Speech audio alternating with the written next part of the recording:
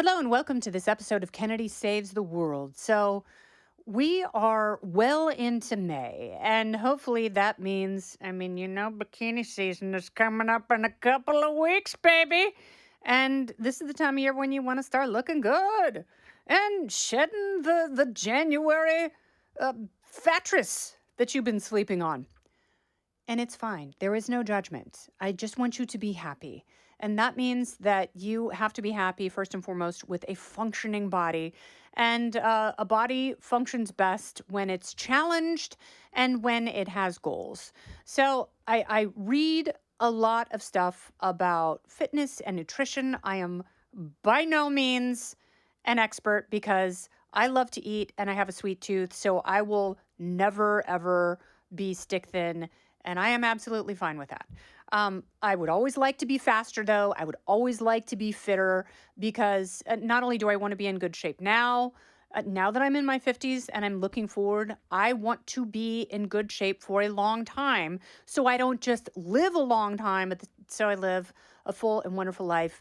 And for me, that means eating as well as I can and having year-round fitness. So I'm going to tell a slight personal story. I did a half Ironman in December in Palm Springs, Indian Wells.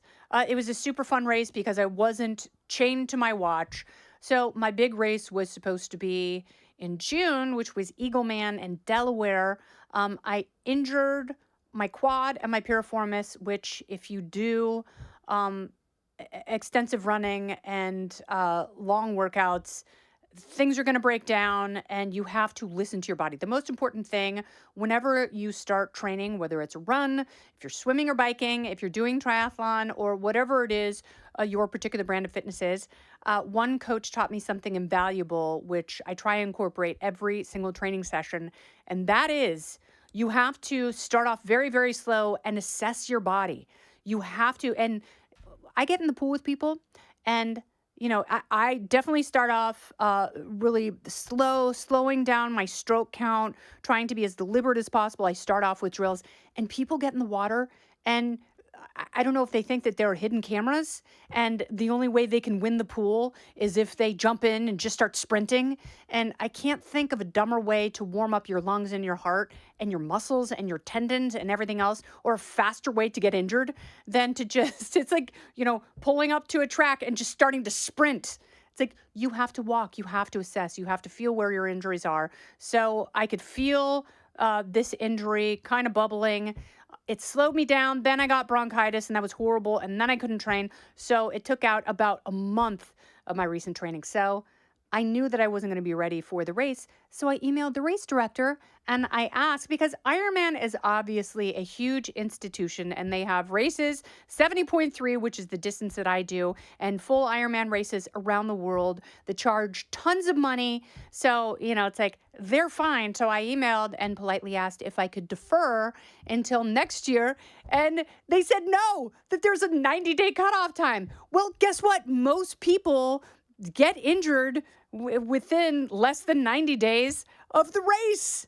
So don't be about it. It's like, I'm not saying like, I'm never going to do triathlon again, Eagle Man, and suck it. No, I was like, hey, I'm injured. My quad hurts. I'm having nerve issues because I've got something pinched in my low back and hip, and it hurts to run. Therefore, I can't properly train. It's better for me to defer. They said no. So guess what, Eagle Man? I'm never going to do your race again. It's stupid. The bike is too hot. And when I did it a couple of years ago, you were poorly staffed. So the people whose races take them longer than 6 hours, you didn't have enough stuff on the course.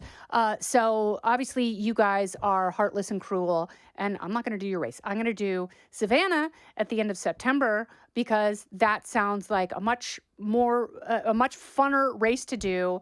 I have a bike bag now, have bike bag, will travel. I loaded up my bike bag and went to Italy last year for that race in Emilia-Romagna, which was absolutely beautiful and incredible and wonderful and well-staffed.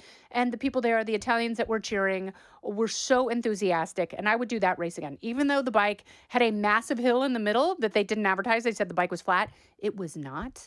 I'm not doing Eagle Man again. I'm not doing it just because I can drive there. Not reason enough. That's why I have my bike bag. So I'm going to Savannah. Savannah, don't disappoint me. Give me a good race. Let me high five you. Make sure you have electrolyte for me on the course. Because yes, I am going to be 6 hours plus, but hopefully faster because now I have 2.5 more months to train and it gives me something more realistic to look forward to. If you are not ready for a race, don't race. It's not worth it. Do not get injured. I did that in September of 2022, a couple days after my 50th birthday, and I tore the labrum in my hip, had to have a surgery and, was out of triathlon for almost 2 years. And that was, I'm not going to say it's heartbreaking, but it was definitely hard and it was preventable if I had listened to my body when I was training, but I was just trying to push through because I had a big birthday and I wanted to prove to myself that I was just as fast. Well, guess what makes you slower than anything? Getting injured when you push yourself too hard and you don't listen to your body. Don't go anywhere. More Kennedy Saves the World right after this. So the other side of listening to your body is you have to make sure you are always fit so you can take on new activities. And if you have a friend who's like, I have a class pass, come do Pilates with me, you are not going to hurt yourself because you are flexible. You do mobility exercises, you stretch, you lift weights, and all of that is available to you. Like, go on Instagram and just go on Instagram and search for fitness, mobility, stretching, sexy booty. Like you're going to get a couple different things if you look for sexy booty. So maybe not do that one. Maybe look for like glute exercises and be a little bit more medical. Otherwise, you're going to get like gaping buttholes. Okay. And I've warned you. And this is not about your pornography. This is about you being sexy as hell and honoring the body that you have and the tools that you have and expanding them. So it's not just about body positivity and accepting where you are. Why would you do that in any aspect of your life? You should always be pushing yourself. You should always be trying to get faster or lift more weights or be more focused in a class because all of these different things, they have their own value and you have to honor them by doing the very best you can, whatever the context you are in. And there are a lot of people say, I don't like running. That's fine. If you are a natural runner, go run. I can think of nothing more natural for the human body than running. It's hard to start at first. You have to start slow. You have to start with short distances with the run walk and only add 10% a week in both distance and speed. Other than that, you'll get shin splints, which suck and they hurt and they're really hard to recover from. But you can start with that. You could do push-ups, planks, and sit-ups, ab workouts, and be fine. And that could be your fitness, and you will be in phenomenal shape.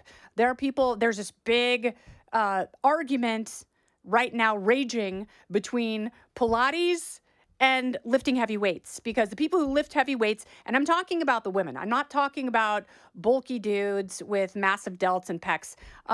This is for women because you lose so much muscle mass after a certain age. And anyone will tell you in order to prevent muscle loss, you have to lift heavy weights. I have added that into my routine for the first time in years. And guess what?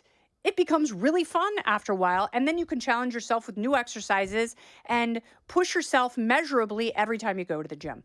I also love Pilates. I think if you only do Pilates, you will be fine. As long as you can get your heart rate up and you're running a calorie deficit, your body will be flexible and strong and beautiful. And if that is enough for you, then do that. I am a person like maybe I have fitness ADD. Maybe that's why I like triathlon so much because I rarely do the same thing 2 days in a row. And if I do things 2 days in a row, and maybe you heard the podcast that I did with my triathlon coach, Leanna Cave, there's a reason for it. There's a science behind it. And if you are struggling, then talk to someone, pay someone who knows what they're doing to help you achieve your fitness goals. There are ways you can do it no matter what you make, no matter how much money you have. There are always ways of improving yourself in a healthy way because guess what? When you feel good about your fitness, when you feel good about your body, you will feel good about other areas of your life. And you will also, when you work out, you will sleep better. And I am convinced that good sleep is the foundation to a good life. I know this because when I have insomnia, when I am up at night with worry, it affects every other area of my life. So I do whatever I can to set myself up so I can sleep well, work out hard, and love you as much as I possibly can, which is so much. This has been Kennedy Save the World. Go get sexy. I'm Kennedy. Listen ad-free with a Fox News Podcast Plus subscription on Apple Podcasts, and Amazon Prime members can listen to this show ad-free on the Amazon Music app. Oh, go ahead and leave me a review while you're there. I'd love to hear what you have to say. You've been listening to Kennedy Saves the World on the Fox News Podcast Network.